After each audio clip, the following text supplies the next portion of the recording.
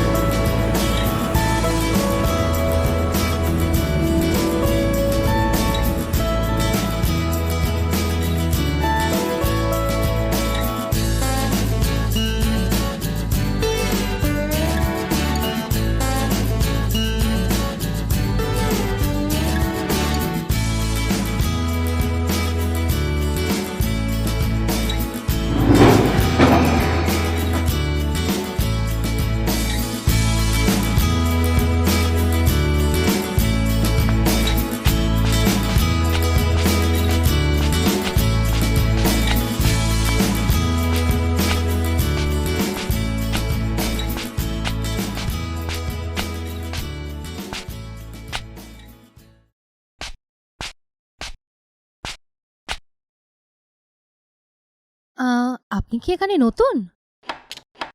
হ্যাঁ, এই আসলে ট্রান্সফারেবল জব তো। আজ এখানে কাল সেখানে, এখানে ওখানে করেই কেটে যায় আর কি। তা আপনার অফিসটা কোথায়? আমার অফিস এই সল্টলেকে, একটা মাল্টিন্যাশনাল কোম্পানির সুপারভাইজার। ও তাই? তা আপনার নামটাই তো জানা হলো না। আমি ধ্রুব লাহিড়ী। আর আপনি? আমি শালিনী রয়, আপনার পাশের ফ্ল্যাটেই থাকি। Nice to meet you. তা আপনি কি কোথাও যাচ্ছেন? হ্যাঁ, ওই একটু শপিং এ যাচ্ছি, চলি তাহলে। আচ্ছা। See you.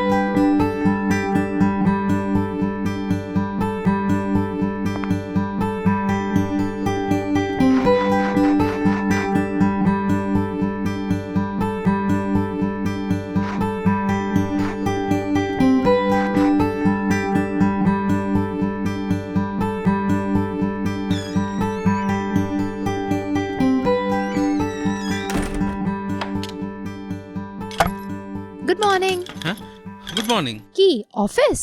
আমার আর তাছাড়া গন্তব্য কি বলুন? নতুন জায়গায় প্রথম দিন কেমন কাটলো? হ্যাঁ, এমনিতে সবই ঠিকঠাক, শুধু রাত্রে একটু ঘুমটা ঠিকঠাক হলেই। কেন, এনি প্রবলেম? আচ্ছা বলুন তো, আমাদের উল্টো দিকের ফ্ল্যাটের বাড়িটা ঠিক কাজ জানেন? ওই বাড়ির তিনতলার লাইটটা প্রায় সারা রাত জ্বলে, আর ওই আলোটা না আমার বিছানায় এসে একদম পড়ে, আর একদম দক্ষিণমুখো জানলা, ওনার ঠিক মুখোমুখি। আর ওটা বন্ধ করলে বুঝতেই পারছেন কি অবস্থা হয়। জানেন কি কার বাড়ি? ওটা তো অঞ্জন বাবুর বাড়ি, কিন্তু আমার ওনার সাথে কোনোদিন কথা হয়নি, দেখাও হয়নি। কিন্তু আমি শুনেছি উনি মস্ত বড় ফটোগ্রাফার এবং ওনার খুব নামডাকও আছে। কিন্তু ওই আলোটা কেন জ্বলে সেটা আমি বলতে পারবো না। একটা কাজ করুন না, আপনি বরঞ্চ ওনার বাড়িতে যান, বসুন, কথা বলুন, নিজের প্রবলেমটাও বলুন। আচ্ছা, আজকে দিনটা দেখে নিই, তারপর যদি সমস্যা হয় যাবো একদিন। আচ্ছা আসি, হ্যাঁ। হ্যাঁ হ্যাঁ, ঠিক আছে।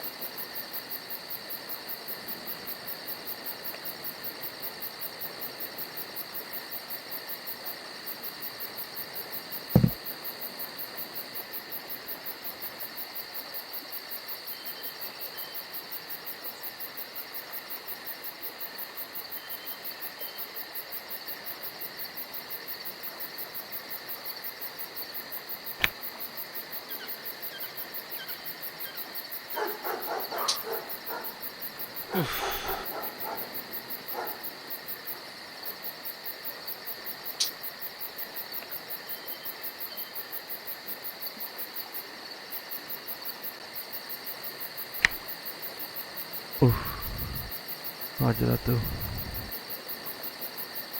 যাবো কি ভদ্রলোকের কাছে একবার? না না, থাক, এত রাতে আর। কিন্তু আলো যখন জ্বলছে একবার দেখেই আসি।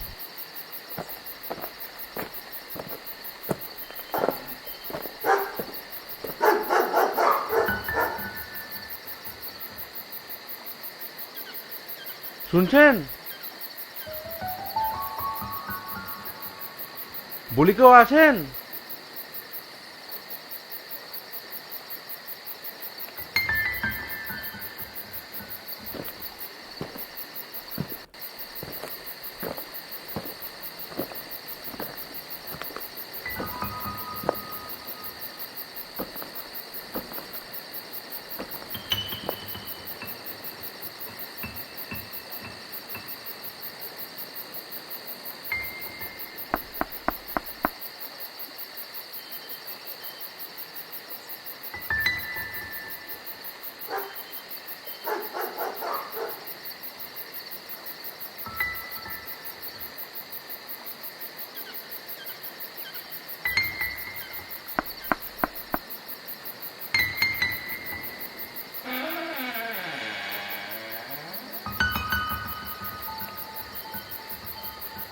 দেখতে চাই। অঞ্জনবাবু বাড়িতে আছেন? বাবু, আপনাকে তো ঠিক। আমি এই উল্টো দিকের ফ্ল্যাটটা থেকে আসছি। আপনার বাবুর সাথে একটু দরকার ছিল, একটু ডেকে দেবেন? বাবু তো ভেতরে, আসুন ডেকে দিচ্ছি।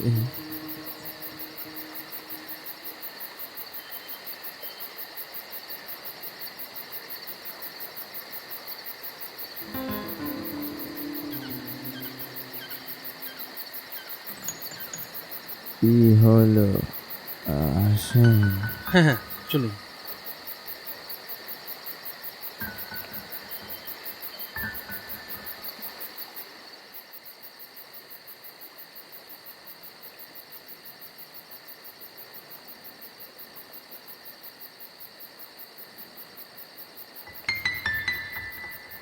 বসুন, ডেকে দিচ্ছি।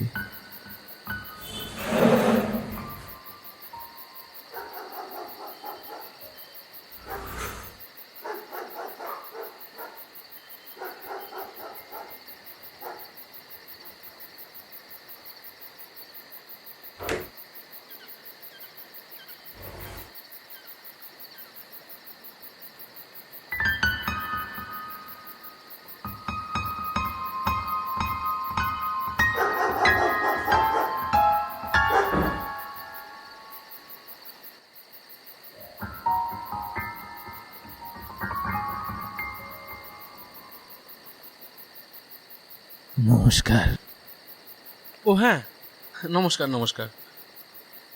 আমি অঞ্জন বাগচি। আচ্ছা আচ্ছা, তা আপনাকে তো ঠিক। আমি ধ্রুব, ধ্রুব লাহিড়ী। আপনার এই বাড়ির উল্টো দিকের ফ্ল্যাটটাতে এই দিন দুয়েক হলো এসে উঠেছি। আচ্ছা আচ্ছা, বসুন বসুন। তা আগমনের কারণ কি শুধুই প্রতিবেশীর সাথে আলাপ জমানো, নাকি নাকি আরো কোনো কারণ আছে? আলাপ জমাতেই এক প্রকার বলতে পারেন, তবে আর যে কোনো কারণ নেই তাহা নয়। আসলে আসলে একটা অভিযোগ ছিল আপনার কাছে। অভিযোগ? তা কি অভিযোগ? না তেমন কিছু নয়, আসলে আপনার ওই তিনতলার ঘরের ওপাশের ঘরের যে আলোটা না, সেটা প্রায় সারা রাত জ্বলে, সেটাই আর কি। আলো জ্বললে আপনার বুঝি ঘুমের ব্যাঘাত ঘটে? আসলে আপনার ওই যে ঘরে আলোটা না, আমার ঘরের একদম প্রায় সোজাসুজি পড়ে, আর আমার বিছানাটাও একদম জানলার পাশেই। ফলে বুঝতেই পারছেন যে আবার আইটি সেক্টরে কাজ করি, দিনে 10 থেকে 12 ঘন্টা ডিউটি করতে হয়। তারপর রাত্রেবেলা ফিরে যদি ঘুমটা ঠিকঠাক না হয়, একটু অস্বস্তি তো হবেই। আর আমার আবার জানেন তো, ওই ঘরে একটাই জানলা, তাও আবার দক্ষিণমুখ। ফলে বুঝতেই পারছেন। আমি আপনাকে কথা দিচ্ছি, কাল থেকে আপনার আর সমস্যা হবে না। ধন্যবাদ ধন্যবাদ অঞ্জনবাবু। আচ্ছা, আমি তাহলে আজ উঠি। উঠলেন? হ্যাঁ, রাত তো প্রায় অনেক হলো, আর আপনিও তো মনে হয় বিশ্রাম নেবেন। আমি তো বিশ্রাম নিই না, মানে রাতে আমি ঘুমোই না। ঘুমোন না? না, আমি রাতে ঘুমোই না। পড়াশোনা করেন বুঝি? না না, রাতে আমি ছবি তুলি। ছবি তোলেন? হ্যাঁ, শুনেছিলাম বটে আপনি একজন ফটোগ্রাফার, কিন্তু এত রাতে তা কিসের ছবি তোলেন? পোর্ট্রেট পোর্ট্রেট তুলি আমি। পোর্ট্রেট তোলেন এত রাতে? আসলে আমার কাজটা ঠিক দিনের বেলায় হয় না। ক্রিয়েটিভ মানুষরা রাতেই কাজ করতে একটু প্রেফার করেন শুনেছিলাম বটে, কিন্তু তা বলে পোর্ট্রেট ছবি এত রাতে? কিন্তু মডেল এত রাতে? আসে আসে মডেল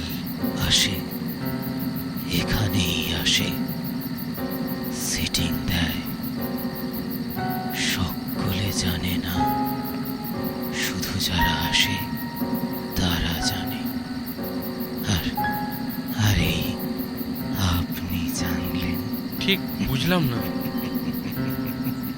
বেশ তো, এসেই যখন পড়েছেন তখন আর খানিকক্ষণ অপেক্ষা না হয় করেই যান, তাহলেই সব বুঝতে পারবেন।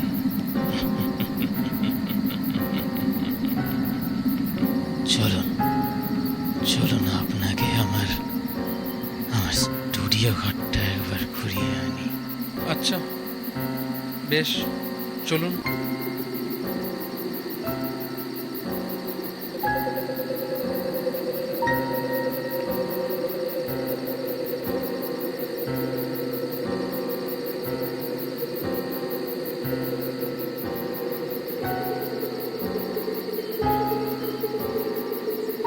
এদিকটা বেশ অন্ধকার, একটু দেখে আসবেন।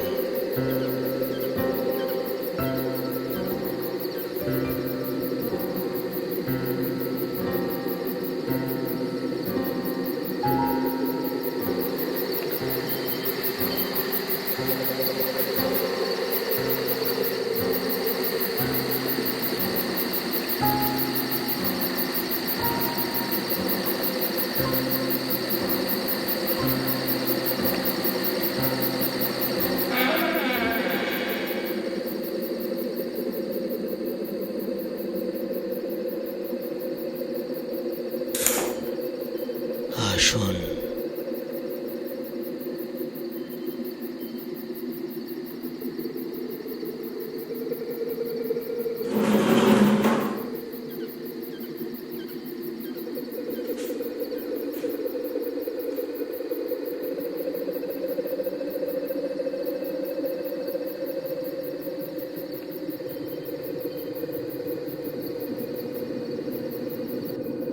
আরে ইনি প্রমীলা মজুমদার না? সাহিত্য একাডেমি পুরস্কার প্রাপ্ত লেখিকা। মাস্টারের আগেই তো উনি মনে হয় মারা গেলেন। কাগজে তো সেরকমই পড়লাম। আপনি যদি আরো ভালো করে দেখেন তাহলে আরো কয়েকজনকে চিনতে পারবেন।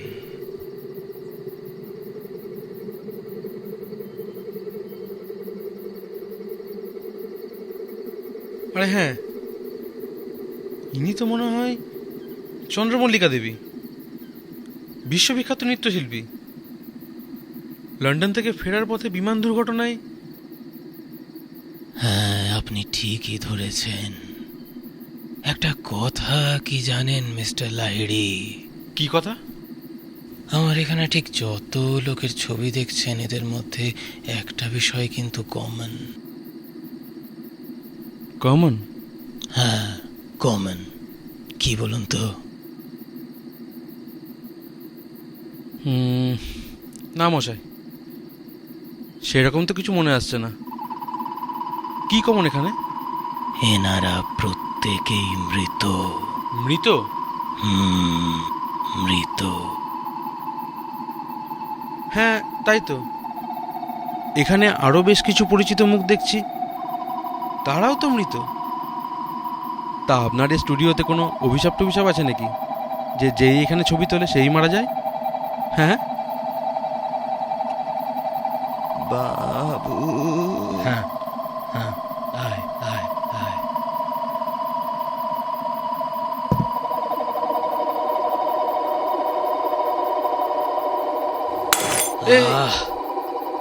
একটু দেখে কাজ করবি তো। যা, কিছু একটা এনে মুছে দে। কি যেন বলছিলেন আপনি? অভিশাপ?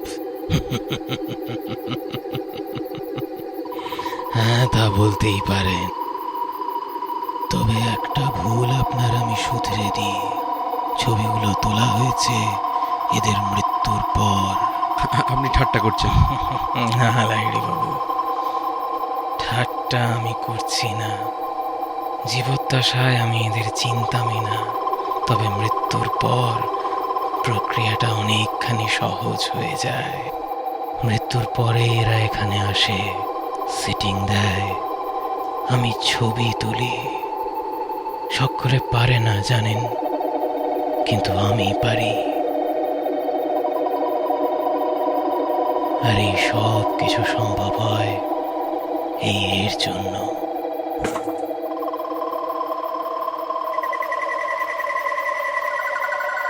কে ইনি? ও ফুলকি আমার খুব কাছের মানুষ।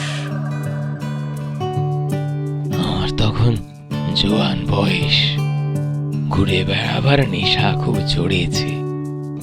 বাবার দেয়া নতুন ক্যামেরাটা নিয়ে হাজির হলাম সবুজে ঘেরা ছবির মতো সুন্দর এক গ্রামে।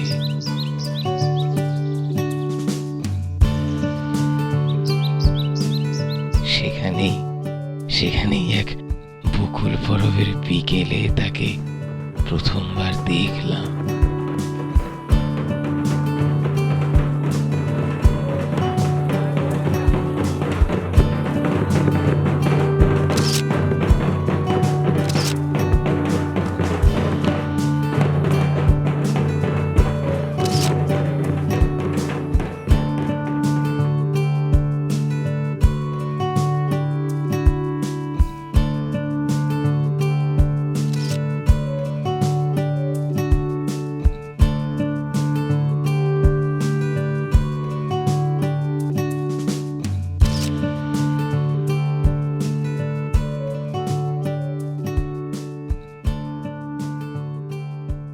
এই ও কি রে?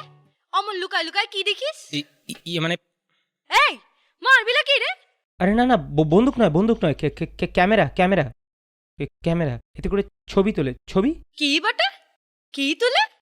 ছবি তোলে, ফটো। ও ফটো। কই দেখি কেমন ফটো? আরে না না, ওয়াশ করানো হয়নি। কি কাল দেখাই? কাল এইখানেই আসবি দুপুরে। হ্যাঁ, এমনি করেই বেশ কাটছিল দুজনে। আচ্ছা তুই মুখ একটা কথা বল, যদি কাল মুই না থাকি, যদি মরে যাই, তখন তুই কি করবি? কার ছবি তুলবি? মরতে আমি তোকে দেবই না। তুই যদি চলেও যাস, তোকে আমি ওপার থেকে ডেকে আনবো রোজ।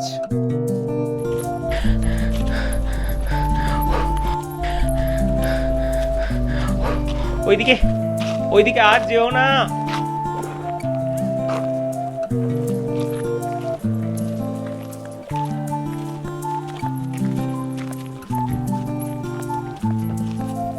আরে বেশি ধারে যেও না। তারপর একদিন হঠাৎ করে কি যে হলো দেখে না।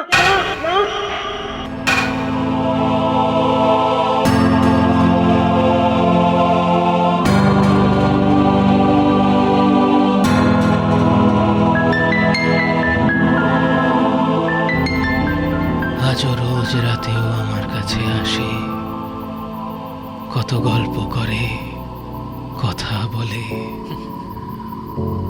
ওর জন্যই তো আমি ওপারের মানুষজনদের সঙ্গে যোগাযোগ করতে পারি।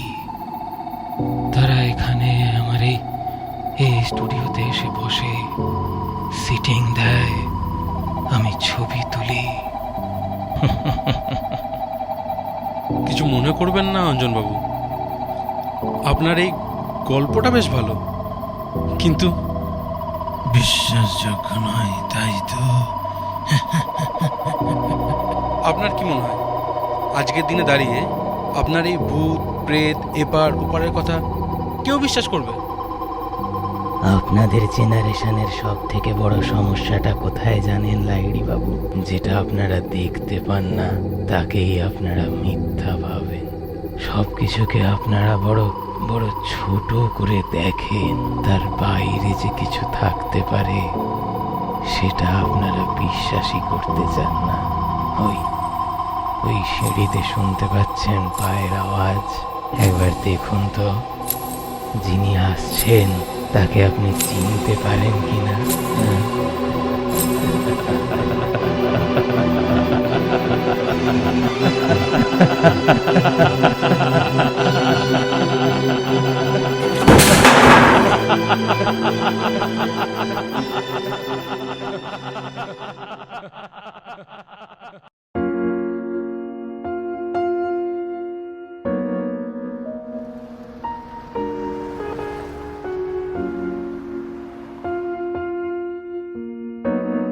কি ব্যাপার আজ এত খুশি খুশি? হুম, কারণ আছে মশাই, কারণ আছে। আমায় বলবে না? মা, তা কখন বললাম? আর খবরটা তো আমার একার নয়, আমাদের। আমাদের? হুম, আমাদের, তোমার আমার দুজনের। কি ব্যাপার বলো তো?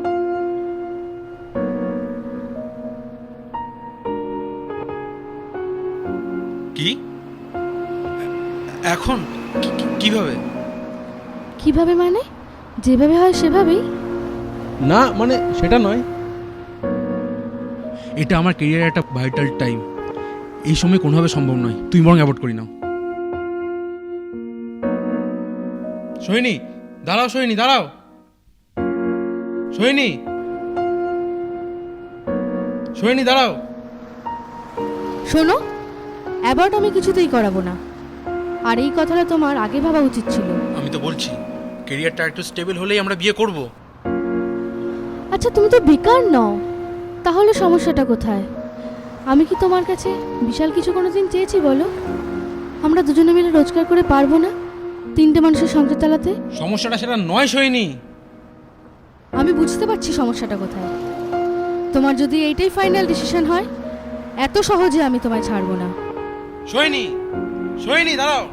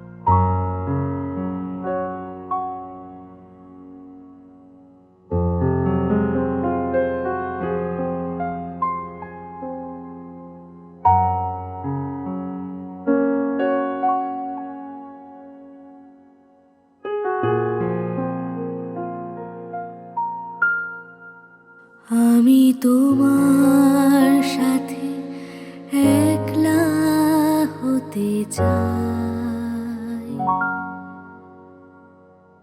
আমি তোমার সাথে একলা হতে চাই, তোমায় ছুঁয়ে স্বপ্ন, সেই স্বপ্নে ভেজানো রঙের নেশাগন্ধে ভালোবাসায় নতুন হতে চাই।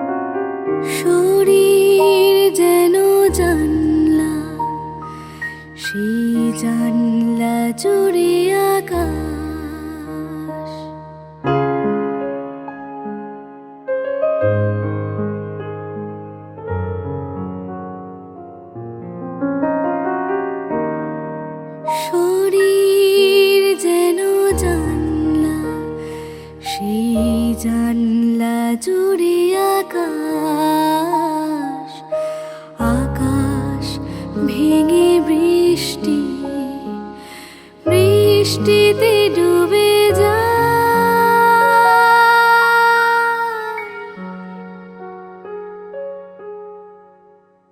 উষ্ণ আবেশে ধন্য শুধু ভালোবাসার জন্য আমি নিজের কাছে অন্য হতে চাই।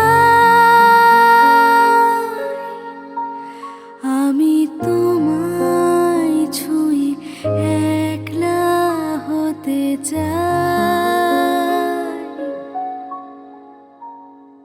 তোমার সাথে একলা হতে চাই। তোমায় ছুঁয়ে স্বপ্ন, সেই স্বপ্নে ভেজানো রঙের নেশা গন্ধে ভালোবাসায় নতুন হতে চাই। আলো আর নির্জনতায় তোমার সাথে একলা হতে চাই। আমি তোমার সাথে একলা হতে চাই। আমি তোমার সাথে একলা হতে চাই।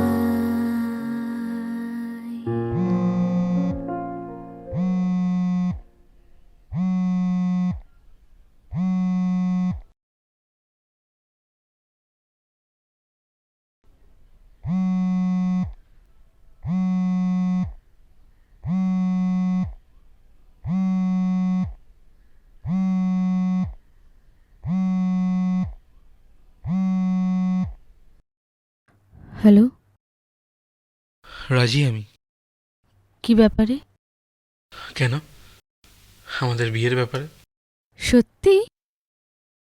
হ্যাঁ সত্যি তো। তুমি সব তোড়জোড় শুরু করে দাও, ঝটপট সব লিস্ট করে ফেলো। তবে তার আগে কি কি তার আগে? কাল একটু সময় পাওয়া যাবে আমার জন্য? কি হবে সময় দিয়ে? আমার ভীষণ ইচ্ছে করছে আমার উড বির সাথে কালকে একটু লং ড্রাইভে যেতে। তার কি সময় হবে? উঠবি ভেবে দেখবে।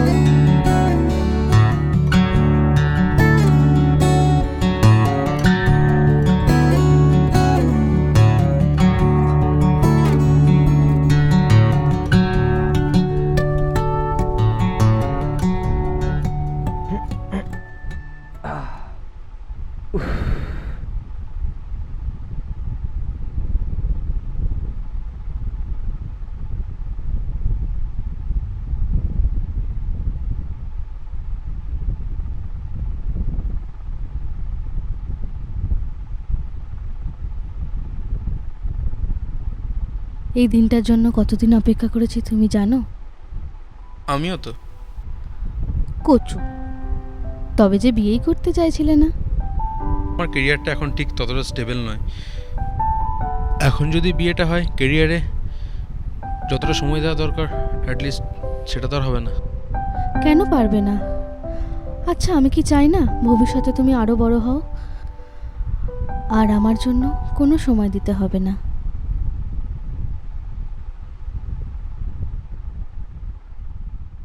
আরে কোথায়?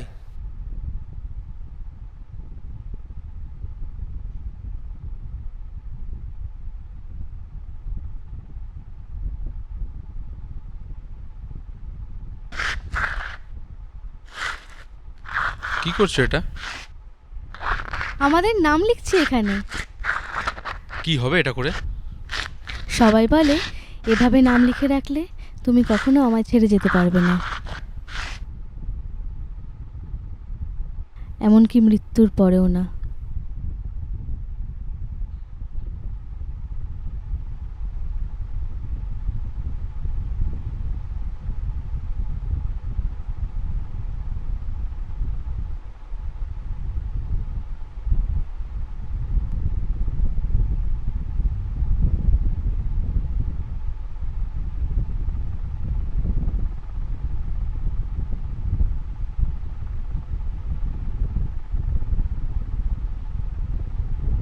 শোনো, এদিকে একটু এসো তো।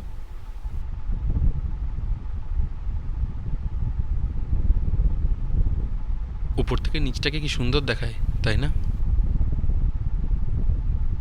নিচ থেকে ওপরটাও। কি করছো? আরেকটু হলেই তো। কিচ্ছু হতো না, তুমি তো আছো। পারলে পারলে আমায় ক্ষমা করো। এই মুহূর্তে আমার কাছে কেরিয়ার থেকে আর কোনো কিছু ইম্পর্টেন্ট নয়। আই মিন, তুমিও না। ক্ষমা করো। কি করছো?